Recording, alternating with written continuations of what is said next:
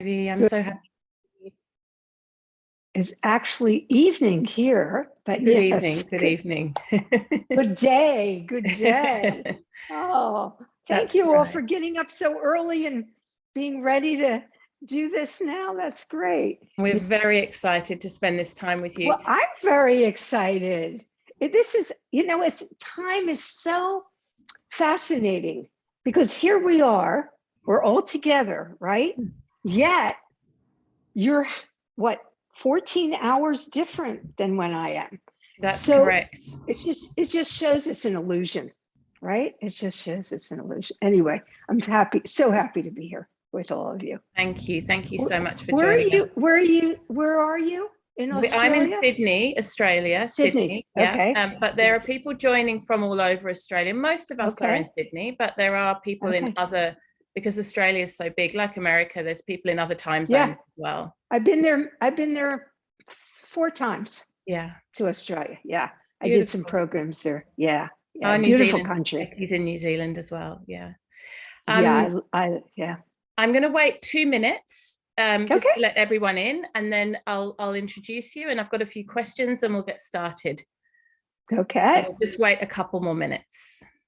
Okay. Should I whistle or sing or something? Or maybe people could just tell me a little bit about themselves while we're waiting. I don't know if you have access to the chat box, but at the moment I can see people are popping in where they are. So yeah, it's pretty cold here, which is unusual for Sydney. It's 3 degrees, which is very rare. Wow. Yeah. And here we're getting heat. Yes. We're getting terrible heat here in the United States. Places that are never hot are hot. So it's just, because Sydney's very temperate usually. Yeah. At least when I was there, it was very temperate and a beautiful city. Oh my goodness, I love Sydney. It was so beautiful to live here. The harbor and everything is wonderful. Yeah, I can see. Okay, there's Sydney and then Brisbane. Oh, okay. All right. Yeah, good. Yeah, I can see the chat. You know what? I'm going to open up the chat so I can see we have Adelaide, Canberra, Queensland, New Zealand. Wow. Over. This is the magic of Zoom. That's great. Sydney, Brisbane, Adelaide. Okay. Other side of the country. Okay. Canberra, I've been there. Okay. Queensland, never been to Queensland. And New Zealand as well. Okay. Well, that's great. All right, that's beautiful. Great. I think we'll get started. So please do. Just give me a couple. Can we start with a minute of quiet? Yes, I was just going to say, just give me a moment to orient everyone, and I'll hand over to you. Thank you. Okay, welcome everyone. I'm so happy that you're all here, and I'm really delighted that Nischala Devi is joining us today as well. It's such a beautiful time for us to connect. So let's just take a moment to close down the eyes and just orient ourselves to this sacred gathering. A couple of deeper breaths. Relaxing the shoulders. Relaxing your face. And please take a moment to acknowledge the traditional custodians of the land on which you sit, the First Nations people, wherever you are in the world. Let's also acknowledge the wisdom keepers that have come before us and handed down this tradition of yoga, the golden chain of teachers that runs before us.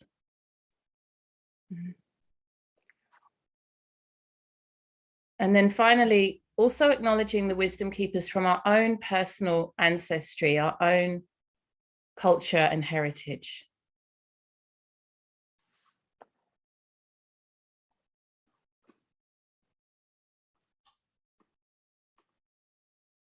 Beautiful. Taking a couple of deep breaths.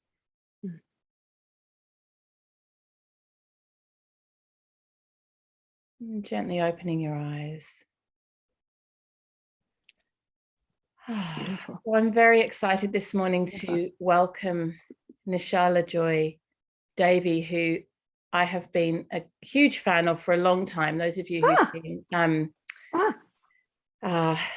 with me in workshops and teachings, particularly whenever we cover the Yoga Sutra. I'm always so excited to have a version of the Yoga Sutra that is seen through the lens of the divine feminine. So it's my absolute pleasure to be here this morning with Nischala. Welcome. Thank you for joining us. Thank you. It's my joy. Wow, this is wonderful. And I do have some questions prepared because this is such a golden opportunity for me. I couldn't resist preparing some questions of my own, but I'll try not to take up all of the space. And then at the end, if others have questions, we can ask them.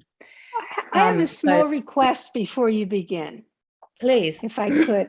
If the people that are able to, and not everybody can, but able to put their cameras on, I would really appreciate seeing everybody. So that's my request, if people could put their cameras on. Thank you. It's lovely to see your faces. It makes it so much more real. So yeah, if you're able to, that's wonderful. It does. You know, teaching on Zoom is never as fulfilling as touching each of you. That's what I would like to do. But next best thing is seeing your beautiful face. So that's why I'm asking. Yes. Okay. I'm sorry to interrupt you. Go ahead. No, not at all. I'm going to dive straight in with a big question because why not? Okay. So I imagine when you first decided to do a translation of the Yoga Sutra through the lens of the divine feminine, that there may have been some pushback because we live in a predominantly patriarchal society. So my question is, what do you feel is the qualification required to engage with the Yoga Sutra as a student? What do you feel a student should bring to the experience of engaging with this text? Is there a qualification? Just a desire to know yourself. That's all. I'm not sure why. Oh, we have a very young participant. That's wonderful. Hi, sweetheart. And I appreciate, I'm getting some notes in the chat. Some people are not feeling well. If you can put the camera on, do. If you can't, just listen. I'm happy. I think what happens is because the Western way of thinking is so materialistic that when yoga came to the West, we took the physicality of it and we made that almost the totality of yoga for most people. When we start getting into the more esoteric, subtle aspects of what yoga really is, because the physical practice is just such a small sliver of the whole. I think people get a little bit skittish and they start to feel that maybe it's encroaching on a religion or going into a place that they're not comfortable to go. What they don't realize is that without that, the real essence of yoga can't be understood or experienced. So I feel like that should be given on day one to people. I had a very funny experience when I published The Secret Power for the first time. I think it was 2007 or 2008. And I was giving, in those days, there were still bookstores, lots of bookstores. And I was going around to the different bookstores and giving talks on it. And I was giving this one in a workshop format. It was like a full day. And this woman came up to me and she said, "I'm not sure this is the right place for me." I said, "Why is that?" And she said, "I'm just beginning to learn yoga and this seems more advanced." And I said, "No, this is actually the beginning of yoga study." And that's why we start with the very first sutra that says, now with humility, the idea, the exposition of yoga is being explained. So I think people really do themselves a disservice of doing the practices without knowing why they do the practices. Does that make sense? Mm. Yeah. And as far as getting pushback, you have no idea. I was almost burned as a heretic, but not quite. And people really were angry. They were really angry I wrote this book. Isn't that funny to be angry at someone for writing a spiritual book? But People were very upset. So it didn't stop me, though. It didn't stop me. Yeah. That leads beautifully on to my next question, which is about the difference between a sort of academic, scholarly approach to what we would call translation versus what you speak of in the book as being an interpretation. And I love that distinction, because for me, the word interpretation, it really evokes something that's alive, like each person can engage. So I'm interested to hear you speak a little bit about the difference between a translation and an interpretation. That's a beautiful way of explaining it, what you just said. Very, very beautiful. I appreciate that. You know, this is my view of the sutras. I've been a student of the Yoga Sutras for a long time. And to me, there's one of the things that makes yoga so different from any other of the disciplines. It's based on experience. That's really what yoga is. It's your own personal experience of it. And every scripture or every class can help you with that experience, but they can't give you the experience. So when we talk about what I would call a scholarly or scholastic translation, exact translation, first of all, what are we translating? That we have to ask ourselves, because Sri Patanjali never did a commentary on the Yoga Sutras. And so everybody who came after him interpreted it, regardless of how they call it. That's what it was, because they say, what could he have meant by that? What did he, when he did that, what did he mean? Also, it comes from a bigger body. It comes from the Upanishads, the Gita, the Vedas. So to say that this is literally what it is really leaving out the whole experiential part. And also the ability for each person. And I believe that that's what Patanjali meant. For me, that's why he didn't do a commentary. What he said is, okay, here are the sutras. What do you think they mean? What do they mean to you? How can you experience them in your life, whenever that life may be? We don't live 2,500 years ago. We live in 2022, which is very different from BC or BCE. People were different. They all wanted the same thing spiritually, but their whole outside was different. So my feeling was, I had been teaching for a few years, and when I was teaching the Yoga Sutras, I would always reinterpret what I was teaching, no matter whose book I was using at the time, because I felt that it wasn't really getting at the essence. And where was that coming from? It was coming from my intuition and also my years of practice. Some of you probably know I was a monk for 18 years. So I was really deep into the practices. And I also had experiences. And I wanted to share with people what I felt, what I experienced with the Yoga Sutras. And also, there were about 1,500 translations of the Yoga Sutras out at that point, and none of them were from women. They were all from a male perspective, which is valid, but it's not the only valid position. Women also have ideas and ways that they experience it that may be different from men experiencing it, because we have a different experience in the world, and we're also different in our beings, not in our spirit. We're all the same there. But when it comes to the way we experience life, it's very different. Like I see one of the people here has a beautiful little baby with them. What she knows is not something anybody who doesn't have a baby could know. You have to have a baby to understand a baby. Don't you think? Well, I don't know your name, I'm sorry. Do you have, oh yeah, Claire. Don't you think?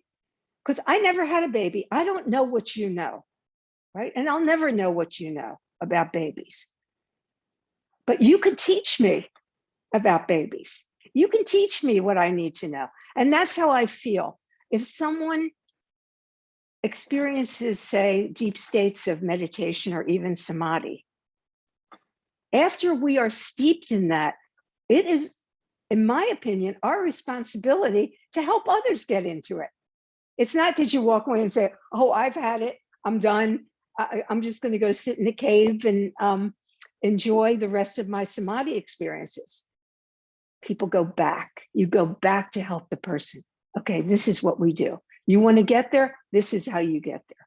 So that's what I feel is that I tried to do anyway in writing both the first edition and now the second edition. I wanted people to be on fire, because that's what this is. This is a gift. Not many people do this. Not many people want this. But if you have the desire, they say there's three things. The scriptures talk about three things that are blessings. The first is a human birth, because in a human birth, you get to make a decision to go toward your divine nature. The second is a desire to know the truth, right? So you're born with, or you develop that desire, that want, that let's do this. And then the third thing is a teacher or a guide to show you the way. And they say, if you have all three and you don't continue, you've just wasted a birth. Yeah. So I think that any way we can reach people, and I know a lot of women said to me, and men too, but mostly women, they said, you know, I'm not stupid, I'm a smart person, but I don't understand the way the sutras were written. It just doesn't relate to me. The parables are all masculine parables. There's nothing feminine in it. And so I thought I'd give people an alternative. Try it. Maybe you'll like it better this way. Yeah. I certainly do. I can speak for myself and say that I vastly prefer the feminine interpretation. And on this conversation of sort of translation and how we interpret the sutras, I'm interested for you to share with us, and you do write about this a little bit in the book, but for those of people who perhaps haven't read the book yet, the differences between the English language and the Sanskrit language and the trouble with the translation in the first place. This was the biggest challenge.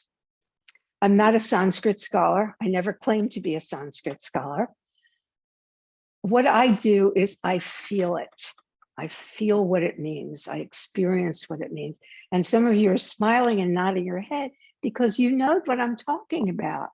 When something happens, you don't need the intellectual information. You feel what it is. And I think that that's something we both have and could develop more in that way. And how much do we want to know ourselves? That's the question.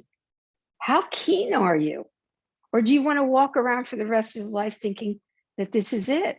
That's your choice. And I think that's something that we have to remember. It's a choice. But if you're willing to go for it, then find something that inspires you and let it help you in that way. And that's really why I wrote them in that particular way, with also the languaging. So English is a fascinating language. I think we're all English speaking here. I don't know if it's a first language, but English language has a very interesting habit of taking a negative concept and word and putting a non in front of it or an un in front of it and thinking that it now makes it positive. In actuality, it's still negative because the human mind discounts the non or the un. I'll just give you a little example that was very interesting.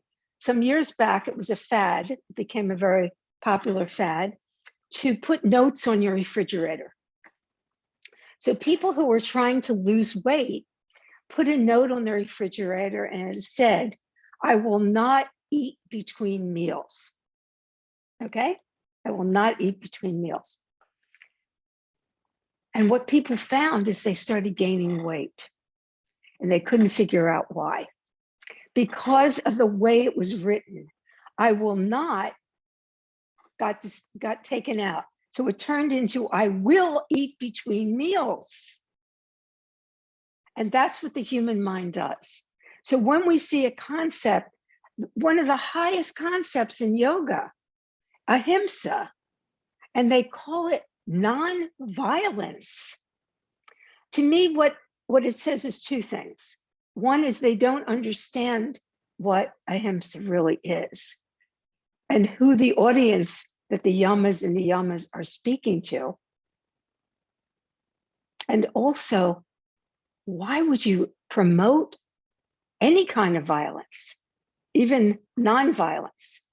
So if you look at who this was written for, and if you've read the beginning of the book where I talk about the yugas, you see that this was written for people who are already elevated.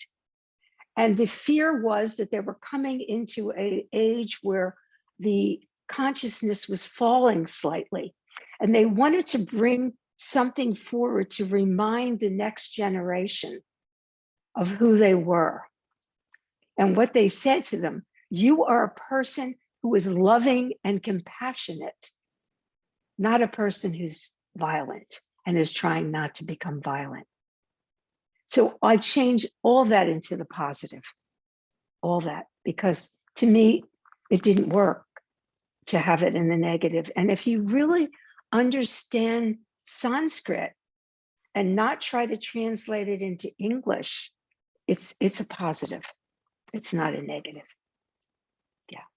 Someone had just, one of the classes I'm teaching, someone asked a question and she used a particular word and it means disregard, but that's not all it means. It can mean a lot of things.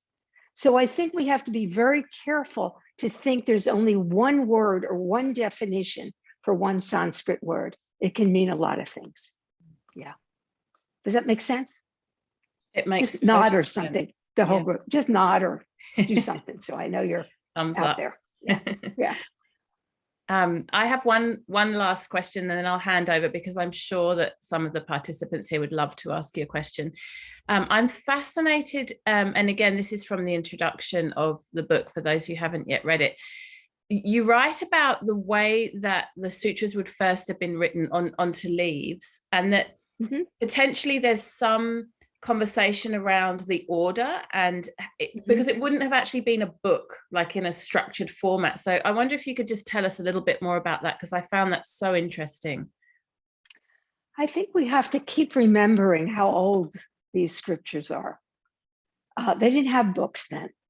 Matter of fact, most people couldn't read. They were illiterate. They couldn't read or write. And this is how, and it's not so much with the yoga portion, but you can see how all the different religions, then their clergy became the most important part of the religion because they were able to preach the sermons of the Gospels, right? Whereas the average person couldn't read the Bible. It wasn't really until King James came in and simplified it to the point that people could read it who were literate. So when we look at something like the Yoga Sutras, and it was written so long ago, we have to understand and remember that it was a different kind of people they were talking to. What they did is they would take just a few students. They never had a large group, and they would sit under a tree and the teacher would give them the explanation and the teachings. Finally, when they asked them to write it down, because it was one of the things about yoga that people don't realize maybe, is that yoga has always been a verbal tradition, oral tradition. It has never, it's just the teacher spoke to the student, then the student became the teacher, and that's how it's been passed down from the very beginning. As people's minds and consciousness began to dwindle as we moved into the what we're now into, the Kali Yuga, what happened was they couldn't retain in their minds. So everything had to be written down because they couldn't remember what the teacher said. They'd come back the next week. What was that mantra again? I can't remember it. So what they decided to do was start writing, especially the 196 aphorisms. And the way they did it was they usually took palm leaves, and they went into the palm leaf, and they actually made grooves where the letters would be. And then they took a red powder and they sprinkled it on it so it stood out and you could see the letters that way. And they weren't bound at all. So my thinking is that this wonderful scribe one day was carrying the leaves back to put them away and tripped. Oops. And then the leaves went everywhere. And there, of course, there were no page numbers because there were no numbers at that point that they thought of like that. So they just gathered them all together and put them back. I don't know if that happened, but it just, don't get too attached to the order. Don't get too attached to anything in it, because as you beautifully stated in the beginning, it's a living scripture. And if we don't keep changing it to be modernized to the time, it's going to die. Because people can't relate to the stories that were told 2,000 years ago, especially the stories about women. Some of them are pretty horrific. And my teacher used to tell them, and I would go up to him afterwards, and I would say, you can't say that in the 21st century to people. That doesn't work anymore. So, and there was time, because most of the students in yoga these days are women, it was time to bring in some women-centered parables, because that's how we learn. We learn with stories. So that's why I did it. It was a very complicated process, and someday I would love to tell you about it, but it's just, it took a lot of prayer. It took a lot of mantra. It took a lot of getting so quiet that you heard what the scriptures meant. You heard what the sutra meant. And some days it might have taken a week or longer for one sutra, especially the ones that were very tricky. And sometimes I went to sleep and I heard them in my dreams, what it meant. And I got up and I wrote it down. Drove my poor husband crazy. I would get up in the middle of the night. Where are you going? I just figured out what the sutra meant. And I'd go into my computer, write it down, and then go back to sleep. So it's, I did this, but it's not exclusive to me. If you really want to learn what Patanjali said, anyone can do it. They just have to have the tenacity to sit there day after day and think about it. What does it mean? What does it mean? What could he have possibly meant by that? Why would he say something like that? Yeah. And also, I have to say, a lot of the language in most of these translations, and please forgive me, but most of it's archaic language. We don't use most of those words anymore. Just the second sutra, for instance, yoga is the mental modification of the mind stuff. There's no such word in English as mind stuff. Where'd they get that from? It just doesn't, it's not, matter of fact, when I first was writing something, the editor and the publisher came back and she said, there's no such thing as mind stuff. Where did that come from? So it was done by a small group of scholars from England and Germany who went to India. They didn't know the culture, they didn't know anything about it. And those are the ones that translated it. So a lot of it is very archaic language and mistaken language also, some harshness that doesn't belong in the Yoga Sutras as far as I'm concerned. How's that for being bold? But you can't be a little quiet wallflower if you're doing something like this. You have to be bold because there's too many people telling you you're wrong, and you have to really believe in yourself. to do it. I was just thinking, as I was listening to you speak, I was thinking about the enormous courage that the project must have taken. And it's so inspiring to me. It's so exciting to me, because sometimes in my own study, I feel like, oh, you know, what do I know? Or I have an idea or a particular insight, let's say, or a story that seems very relevant. And then I kind of talk myself out of it a little bit, because I'm like, oh, maybe I've misunderstood. I get nervous, you know, I get nervous. Yeah. But when I'm surrounded by books like yours and teachings like the teachings that you offer, it gives me courage too, because I think, well, I have as much right as anyone else to my ideas or my thoughts or my interpretation, and it may not resonate for everyone, but it's mine, and that's okay. So you've really helped me. I want to thank you, because you've really helped me in my own teaching a lot to empower others to feel this way, but also for myself to sit in the center of my own ideas around this scripture, and for it to be alive. So it really means a lot to listen to you speak about that process. Thank you. Well, I can't tell you how happy that makes me. And never doubt your own experience. You can doubt your own thoughts, you can doubt your own feelings, but never doubt your own experience, because it's real. Experiences are real. And most of the time they can't be told or spoken, because they're so deep in their experiences. But your actions change according to your experience. Yeah. So don't doubt yourself.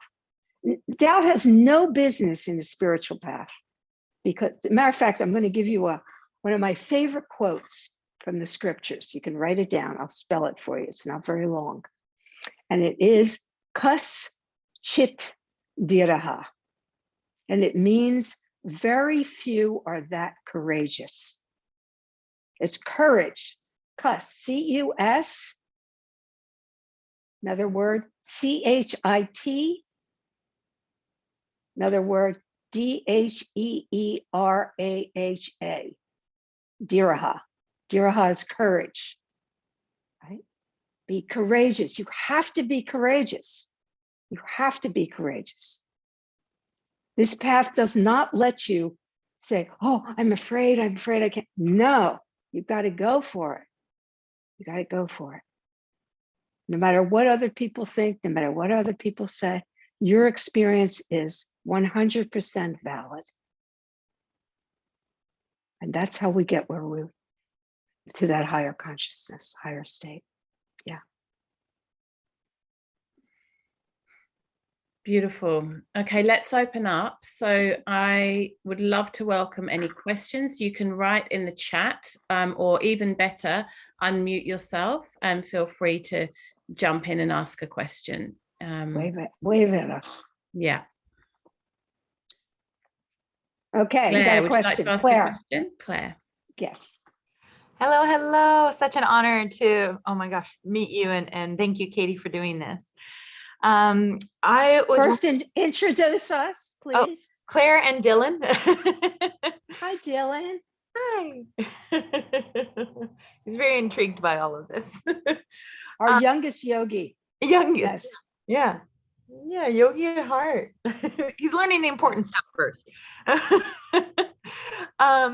In the latest edition, you talk about how you add more of Pada 3 and 4. And as a yoga teacher and a yoga teacher trainer, we spend so much time teaching 1 and 2, I think also because it's more familiar and more tangible for us. How do you approach sharing parts of 3 and 4? Or, I mean, like in the beginning of a 200-hour training, you know, you only have so much time and there's so much to talk about. How do you start to trickle in or thread in the 3 and 4? You know, the quality of the 3 and 4 is so different. And that's why I actually, what I did when I made this, I divided it into part 1 and part 2, and I called it From a Devoted Practice to Higher Consciousness. And the reason I did that, I wanted people to understand that Padas 1 and 2 were in fact practices and getting us ready for what 3 and 4 is ready to help us with. For a beginner in a 200-hour course, I don't think I would even get into it. 200 hours. So how many hours of sutras do they have? 8 at the most. You have to go over the basics. They have to know who they are, where it came from, Yoga Chitta Vritti Nirodha. They have to know about the yamas and the yamas. They need to know about the kleshas. All that is there. What I would say to you, and this is the hard part, just try not to give them misinformation, even though you're trying to make it simple. Now, what do I mean by that? So if you look at the Ashtanga yoga. Now, Ashtanga, obviously 8 facets, Ashta is 8. However, they don't describe all 8 aspects of Ashtanga in Pada 2. They only describe 5 of them, right? Now, they'll list it, but when you really get into Dharana, Dhyana, and Samadhi, it's in Pada 3. Because they're not practices anymore. They're experiences, they're a state of being. When you describe meditation, when you're talking about it in your 200-hour, your 500-hour, even the 1,000-hour, most people talk about meditation as a practice. So what I would say, I'd try to avoid using that word, because meditation is not a practice. It's something that comes after you practice. But to say that to a beginner student, you'd see their eyes whirling. Just let me give you a little story. To me, this tells it all. So there's a little boy who's about 5 years old. Oh, we got another baby there. About 5, maybe 6 years old. He comes home from school and he says to his mother, "Mama, where do I come from?" And she thinks to herself, "Oh no, it's way too early to go through this talk. I thought we were going to wait another 5 years at least until we went into this." And she's thinking, okay, I'm a modern person and I'm going to explain to my child and he'll take what he can from it. And she starts explaining, well, 2 people fall in love, and she just goes through the whole thing. And then and she even got into biological, this happens. And meanwhile, this little 6-year-old, his eyes are getting bigger and bigger and bigger as he's listening to this. And finally she gets finished and she says to him, "Honey, do you understand what I said?" And he goes, "No." And she said, "Well, you asked me the question." He said, "Yeah. Sally's from New York. I wanted to know where I was from," right? So that's what I mean with a beginner student. You give them this, it's TMI, much too much information. They don't know what to do with it. So don't give them what I call spiritual indigestion. Don't give them too much. Give them, and the key to me is when they start asking for more. They say, "Okay, I understand what you said, but is there more to it than that?" Whatever, and then you give them more. Yeah. But in the beginning, do you understand what I'm saying? How many of you are teachers? Let me see, raise your hands. How many of you are teachers? Okay, quite a few of you are teachers. So you understand what I mean. You can't give them something that they don't. That's when they're going to leave the class and never come back. They'll say, "Oh, I don't understand any of this. I'm going to leave." So just 1 and 2 is quite sufficient for most people. The reason I wrote 3 and 4, because I had the book was doing very well. I didn't have to do anything to it. But I started to realize that there was a group of yogis, teachers or not, that were starting to move into that level that they wanted to know more. And I thought that was my joy in letting you know more. So that's how it happened. But I would never teach this to a beginner. It's too much. Yeah. Remember that story. Yeah. Where did I come from? Yeah. Okay. Yeah. Spiritual indigestion is terrible. People walk away. There's no Alka-Seltzer for it. They just walk away and they say it's too much. Yeah. Anybody else have a question? That was a great question. Yeah, they're all great questions, actually. I'll go again if that's okay. We might just see okay if there's with me. anyone else Wait. first, and we'll come to you at the end if there's time, because I'm just very Okay. aware that we might have more. But I'll come Do back to you, we? Claire, if we don't have someone else that wants to ask. I'm sure there are others. I see some people thinking, strumming. Don't be You can shy. write it if you- I know many of you do was have gonna questions. So write it if you're too shy to ask it. Just write it in the because this is a nice opportunity for you to have.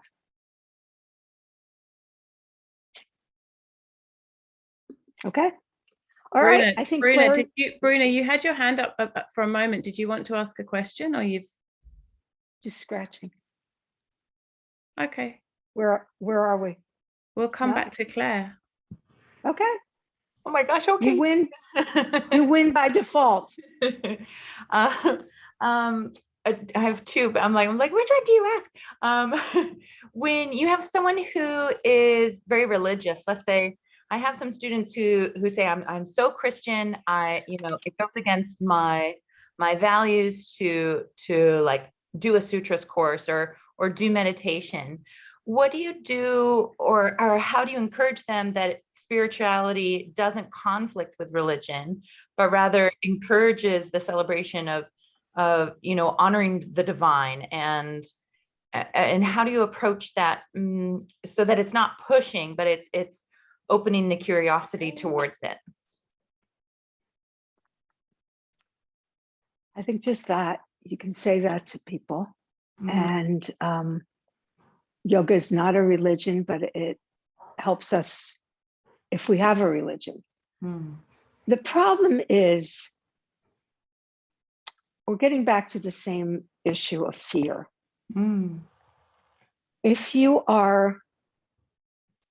I'm Catholic and I really understand Catholicism, not just the doctrine, but I've had experience with a Hail Mary or being in a church or something like that, and I have surpassed the doctrine, then I am ready to listen to anything, because nothing is going to shake me, because I know I'm solid in being a Catholic. But if there's not that experience of it, if it's just the experience of being told and being told that it's the only way, et cetera, then there's little room for anything else. So I think we have to honor people's where they are in their growth and development. And, I've taught literally to priests and nuns, Raja Yoga Sutras, because they were open to it.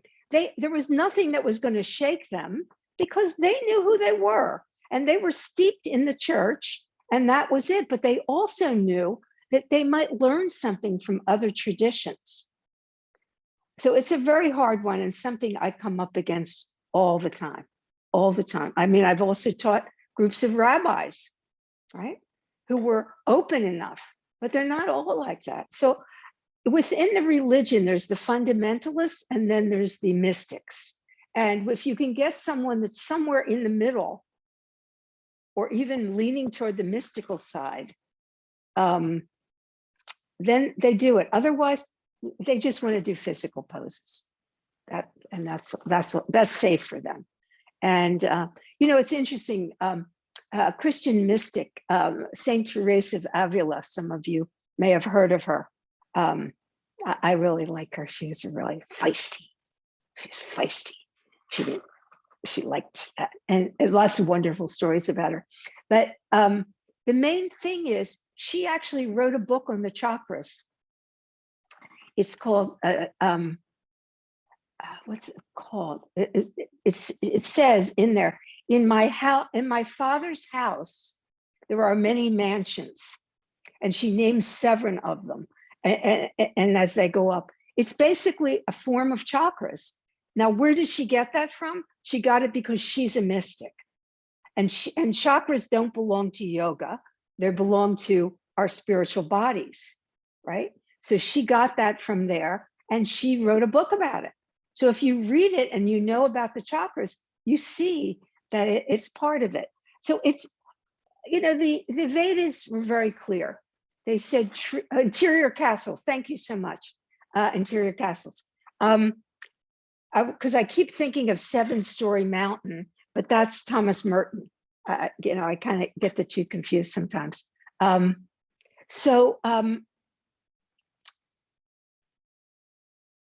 We have to be careful. The last thing we want to do is shake anybody's faith.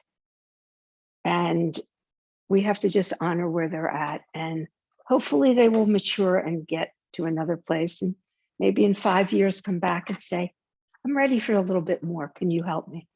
Yeah. What do you think? Yeah. Thank you. There's something in the chat. Somebody put a question. Can you see that? Would you please elaborate on the place or role of meditation if it's not a practice in a beginning and learning experience? Thank you. Yes. So again, we're getting into a language that does not believe in subtleties or mysticism, which is the English language. There's very little, even the word spirit doesn't do it. It's so much more than that. So what happens is we picked up on a word, meditate. And as we picked up on the word meditate, we didn't understand what it meant. So we can say, I'm going to meditate on my car. I'm going to meditate on this problem. We use it very casually. That's not what it means in scripture. What it means, and it's of course, dharana and dhyana is what we, actually dhyana is more meditation. It's the experience of everything we've done before it. So let's say that you just spent the last 10 years repeating a mantra, okay? You've repeated a mantra and it got you into a quiet state. And as you were repeating the mantra, you may have even slipped into silence doing that. That's what we would call moving from pratyahara, which is mantra, to dhyana, which is meditation. So what happens as you're repeating mantra, I'll just go through the process, you're repeating it. So let's say it's Om Shanti. I'm just using mantra because it's a simple example. It can be on the breath, it can be focusing on the thoughts in the mind, whatever it is. So you're repeating it, Om Shanti, Om Shanti, Om Shanti, Om Shanti. After some time, you stop repeating it and it repeats itself. That's called a japa. As it repeats itself, it will continue for a while and then it will stop with the actual mantra and slide into the vibration of the mantra. In this case, a sense of peace because it's Shanti. From that vibration, we slip into a deep state of dhyana. Do you understand the progression of that? So I always think of it as like a bridge. You start out with regular consciousness, you bring in a meditation practice or some kind of concentration or practice, and you go as far as you can, and then you have to leap into that unknown of silence and the quietness of the mind. Who asked the question? Does that make sense? Did that make sense to you? Okay, thanks, Kat. Yeah, it's so, but for the purpose of teaching beginners, go ahead and use the word meditation. I mean, it's just too complicated to start. Well, it's not quite meditation. It's really this, just make it simple. And then when you go further, you have to correct yourself in what you're doing. Okay. Yeah. But those of you that have the book, I think it's pretty clearly explained in there what it is. And in order to get to the deeper states or to start ridding yourself of karma or whatever it is, you have to get into dhyana.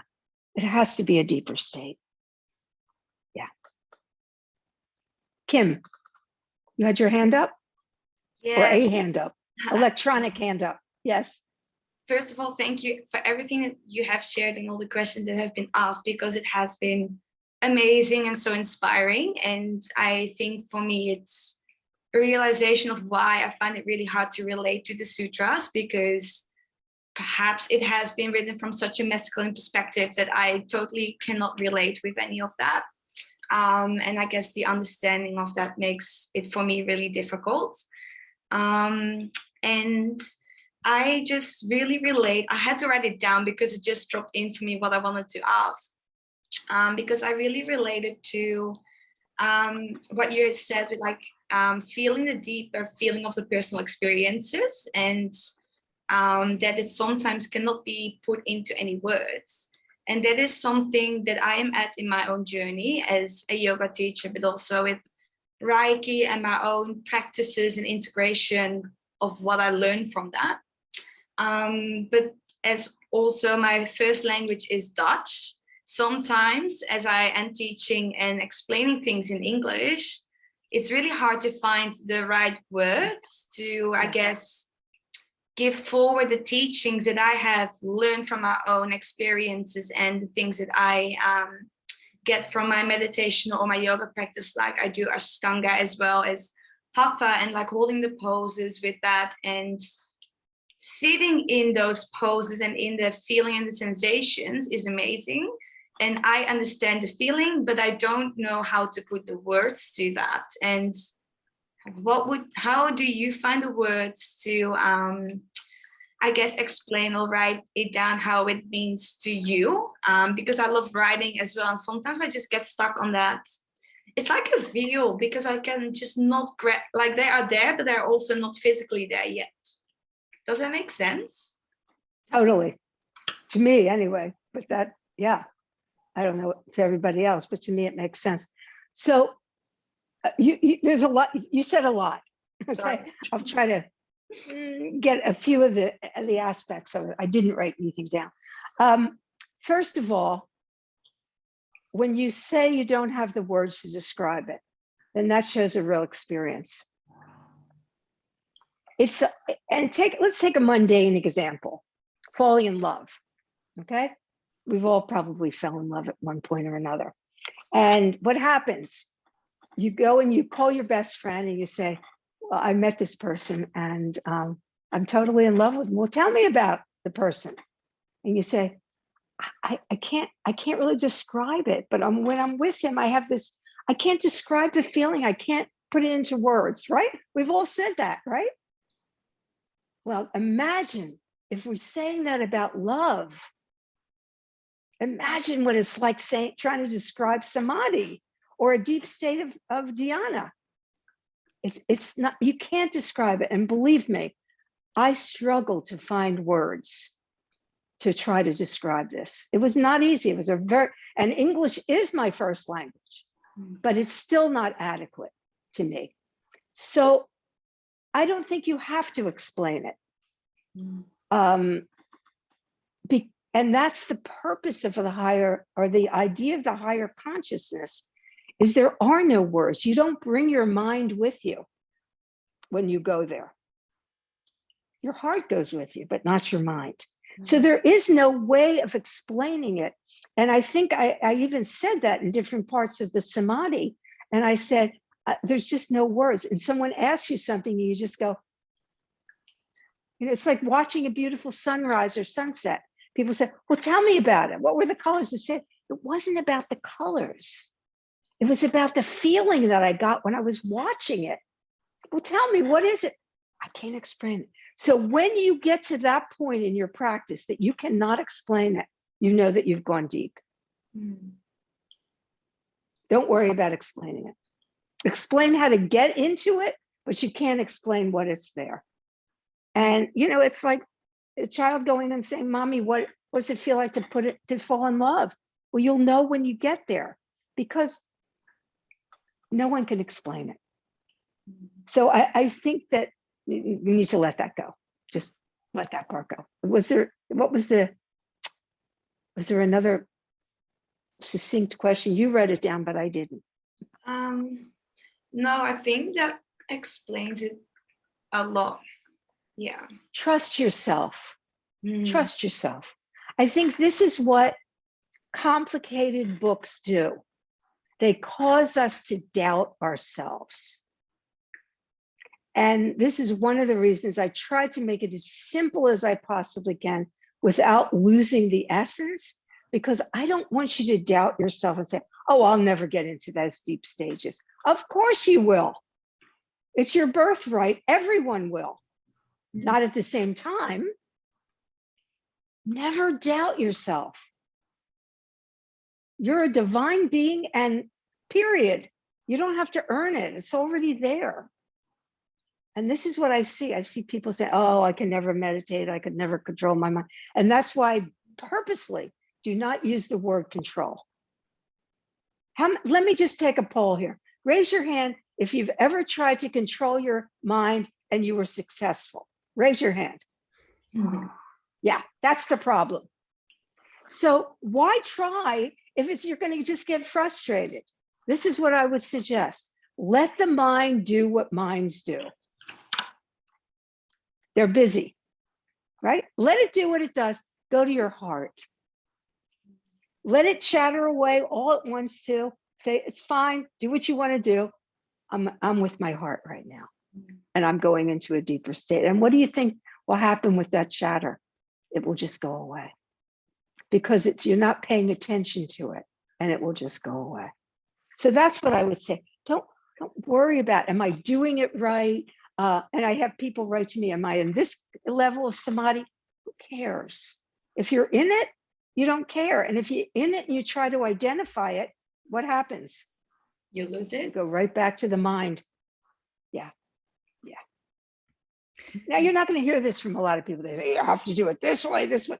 I don't believe that. I've worked with way too many people over the years to know that everybody has their own way. And this is a guidance. This is a guidebook. It's a cookbook, right? And those of us that cook, or those of you that cook, I don't really cook, but you know that you can give the same recipe to 5 different people and it will turn out different. Because it's the vibration you put in it. It's the way you mix the flour in. Everything is different. It's the same thing with spiritual practice. And no one can ever say you're wrong. There's no such thing as wrong. Yeah. Well, does that make sense? Yes, it does. Thank you so much. That's really amazing. Thank you. Nischala, may I jump in and share something? I was just thinking as you were speaking, sometimes when it comes to the yoga asana practice, teachers who have an advanced practice may demonstrate to their students and intimidate their students by all the things they can do, like, putting their legs behind their head and balancing on one arm and all this type of thing. And for the beginner student, often what happens in that case is that they're left feeling overwhelmed and disheartened because it's too much. Absolutely. And I had this sort of realization as you were speaking then, that it's very much the same with scripture. Some scholars and academics and teachers have taken the scriptures and really used it as an opportunity to show off their academic prowess, and it leaves the student or the reader just feeling like, okay, this isn't for me, it's too hard. Whereas to take the teachings and to do what you've done and really make them accessible and make them meaningful for people's lives without this desire to kind of be in a sort of academic posturing, I think it's very powerful. That I see a similarity there in the way that we teach our asana practice as well. It's a great analogy. Really, it just came to me then as you were speaking, because I realized clear. that to be simple, because what you do is you take very complex ideas and you make them accessible, and that's difficult. It seems simple, but it's a difficult process. Thank you for acknowledging that. It is. It's very easy to be complicated and to confuse people. But to make it simple is not. It's not easy. It may be simple, but not easy at the same time. And it's not. I don't really feel that that the practice or the philosophy or the wisdom of yoga is about self-grandizing. A teacher should be even more humble because they know this. That's how I feel about it. I mean, once you know this, you realize that you're humble. It's like, okay, I need to use an Australian example. I was going to use, you go into the high mountains. So when I was there, I spent a lot of time in the snowy mountains because I was teaching there. And you go in front of these majestic mountains and you can't help but feeling humble, right? There's a humility that automatically comes. Wow, I'm this big and they're magnificent, right? Well, it's the same thing here. Once you learn this, once you take this in, if you're not humble, there's something wrong. You're reading the wrong scripture. You're reading it incorrectly. It's not about making yourself better. The sutras from Sutra 2 are very clear. This is the same in everybody. We all have the light in our heart. None of us are different in that way. Some are slower to see it, and some it's a little dirtier than others, and it doesn't shine as clear, but we all have it. And the idea of the practice is just to shine that light a little bit brighter. So when we go in and we teach and we're puffed up, and this is who I am, and you'll never be as great as I am, I say one thing: run. You really don't want to learn from a teacher like that because they will not want you to excel them. I remember my teacher telling us when we were, a long time ago when we were monks, he said, I want roaring lions. I don't want sheep. Well, I'm not sure he was happy when he actually got a few roaring lions, but he did. He got the roaring lions. And he said, if I jump 100 feet, I want you to jump 200 feet. I want you to be even greater than me. And that to me is what that's what a teacher should do. Whether it's a pianist, you see these great athletes or great pianists or musicians or opera singers that have coaches that aren't as good as them, right? If the coaches were as good as them, they'd be out there performing. But they can see where you need the correction. No, your left foot turned out when you made that jump. You need to turn it back in, right? But they want them to be great. I want you to win the gold medal. I want you to get that published or whatever it is. That to me is what a teacher really is. It's a teacher that's humble and therefore helps everyone get to where they have to go. I mean, for me to get puffed up, what's the benefit to you? No benefit. But for you to learn it, that's something. Yeah.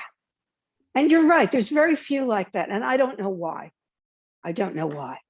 But people try to make themselves, and when the Zen tradition has an amazing reference to this. And when someone gets like that in the Zen tradition, they call it stinking of enlightenment. I think that's an amazing term. Stinking of enlightenment, right? And that's really what it is. If you're a great teacher and you have some spiritual property, you don't have to tell people. They can see it in you, right? You don't have to say, I'm spiritual. I lived in Europe for 5 years. I was living in Belgium. And I taught all over Europe at the time. I was in the Netherlands a lot of time because my person that was helping me lived in the Netherlands, and we would go back and forth. And one day in the mail, I had been teaching in these different places. And one day I went to the mailbox and it was a big envelope like you get for a wedding or something, like a wedding invitation, and you have all those envelopes inside and all those cards. And I thought, wow, I don't know anybody who's getting married. What is this? So I opened it up and I pulled it out, and it literally was a square, beautiful paper, engraved announcement telling me of this one teacher's enlightenment with the date and time. that he got enlightened. I wish I had saved it. I really do. I stood there for, it must have been 10 minutes, staring at this, thinking it's got to be a joke. No one would ever send out an announcement for their enlightenment, would they? It wasn't a joke. So what does that get you? So people think, oh, you're great. Well, you're great anyway. You don't need to do that. And I don't really have a lot of time for teachers who do it. There's a thing in there about when is a guru? What is a guru? And there's a saying that you probably all know, right? When the student is ready, the teacher appears, or the guru appears. You've all heard that statement? Yeah? I put another line in it. When the student is ready, the guru disappears. No need to be tethered.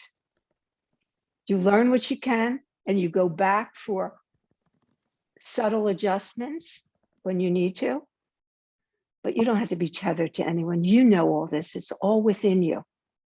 In the beginning, definitely you need a teacher. We are running I couldn't see that. Oh, I'm sorry. I didn't mean to interrupt you at all. I was just letting people know if they do need to leave, they can, and they'll get the recording just because we're running a little over, but I didn't mean for it to distract you. I'm sorry. It's okay. I don't get distracted that easy. I can get back. So should I go ahead and answer the questions, or do you want to end? What do you want to do? I think we need to end just because Okay. we're at time, but Okay. I'm so grateful for you in being here, and grateful for everyone's fantastic questions, and perhaps we'll have an opportunity to all meet again at some point in the future. Don't forget to get the book. I was just about to say, and for Australia. anything more that anybody wants, the book, it has many of the answers. Somebody did ask in the chat if the book is good for brand new beginners, and my answer to that would certainly be yes. I think it really is a book that The is beginning, good for everyone. the beginning part, yes. So Yeah. one thing before we go, if you go to our website, which you could put in the chat too, abundantwellbeing.com, there's a little box and it says free weekly sutra. If you click on that, every week you'll get one sutra and just a line of commentary. It's a good way to learn it. And all 196 are in there. So that's just, and no cost, we don't sell your mailing list. We don't do any of that. It's just, I want people to learn the sutras. And that's a very nice way. And if you're teaching, you can read it in class. So it makes a nice way, and it's just click on it. Anybody can do it. And there it is. The other thing I would say is if you do get the book and you get it from Amazon, please write a review. That's all I ask. Okay. That's the end of my commercial I'll be sending out an email to everybody with the recording, and I'll make sure in that email to pop in the website and also the note about leaving a review on Amazon. Great. Thank you so much for your time, Nischala. Thank you. I'm so grateful. It was a great joy. Thank you so much. Thank you. And thank you.